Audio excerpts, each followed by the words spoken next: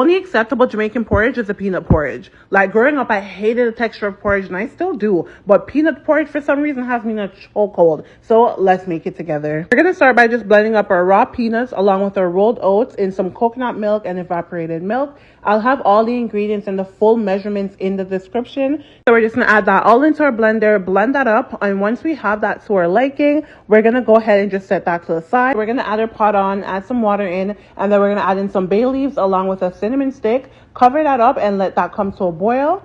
Once that starts to boil, we're ready to put in our blended up peanuts and oats. We're going to add those in, give that a mix, and then we're going to add in our spices. So we're going to add in some salt, some nutmeg, cinnamon, allspice, and vanilla extract. We're going to give that a mix. We have to ensure that all of those spices are properly mixed in. So I'm going to use my whisk. I'm going to take my time and ensure that that's well incorporated. Once that's mixed in, we're going to go ahead and just sweeten that up. I'm going to sweeten this using some condensed milk and some brown sugar. I'm going to start off with the condensed milk. I don't have any measurements to give you for that one because I gradually added it in and just mixed it in and gave it a taste. Only you will know how sweet you want it. I'm also going to be adding in 1/4 cup of brown sugar. That is completely optional. So we're going to add those in. We're going to mix in, give it a taste, ensure that it's to our liking. Once we have it to our liking, we're just going to turn our heat down to a medium, cover a pot, and just let that porridge really come together. After a little while of letting that sit on a medium heat, it's going to really come together. It's going to give you the texture and the consistency that you need. I really do hope you guys enjoy this recipe because 10 out of 10. I am not a porridge person by any means, but as I said in the beginning, the only porridge I'll ever come close to is some peanut porridge.